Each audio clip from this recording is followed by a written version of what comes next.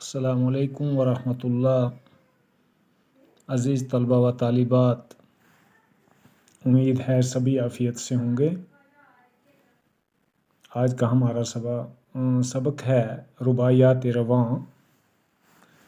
یہ جگموہن رواں کی رباعیات ہیں۔ تو رباعی نمبر 1 ہے: دنیا سو طرح سے بہلاتی ہے، سامان خوشی سے روح گھبراتی ہے، اب فکر فنا نے کھول دی ہیں آنکھیں، کلفت ہر بات میں نظر آتی ہے۔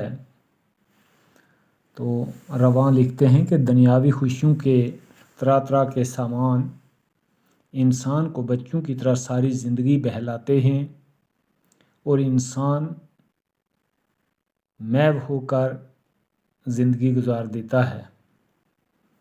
لیکن جب انسان کی عمر ڈھلنے لگتی ہے اور خود کو موت کے قریب سمجھتا ہے تو پھر اسے خوشی اور عیش و عشرت کا سامان اچھا نہیں لگتا، بلکہ خوشی کے سامان کو دیکھ کر گھبرانے لگتا ہے، کیونکہ اب اسے محسوس ہوتا ہے کہ اس نے مرنا اور فنا ہونا ہے۔ تب اسے ہر چیز سے نفرت ہو جاتی ہے اور خوشی کے سامان سے روح گھبرانے لگتی ہے۔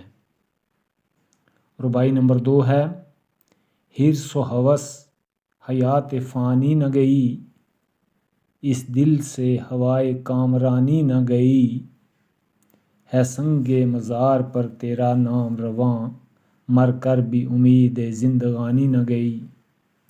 تو رواں خود سے مخاطب ہیں کہ فنا ہونے والی زندگی میں لالچ اور خواہشات ختم نہیں ہوئیں، حالانکہ یہ دنیا بھی فانی ہے اور انسان کی زندگی کو بھی بقا نہیں ہے، پھر بھی انسان کے دل میں لالچ اور خواہشات ہیں۔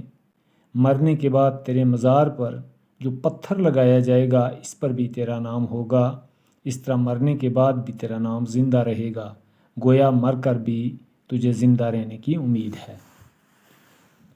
رباعی نمبر 3 ہے: کیا تم سے بتائیں عمر فانی کیا تھی، بچپن کیا چیز تھا جوانی کیا تھی، یہ گل کی مہک تھی وہ ہوا کا جھونکا، ایک موج فضا تھی زندگانی کیا تھی۔ اور وہاں لکھتے ہیں کہ میں اپنی زندگی کے بارے میں کیا بتاؤں، میرا بچپن اور میری جوانی کیسی تھی، قابل رشک تھی مگر فانی تھی۔ میرا بچپن پھول کی خوشبو کی طرح اور جوانی ہوا کے جھونکوں جیسی تھی۔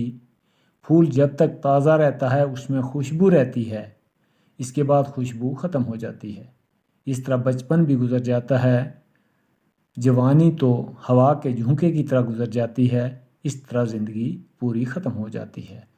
تو یہ تھی رواں کی رباعیات کی تشریح۔ تو آج کا ہمارا سبق اتنا ہوگا۔ والسلام، خدا حافظ۔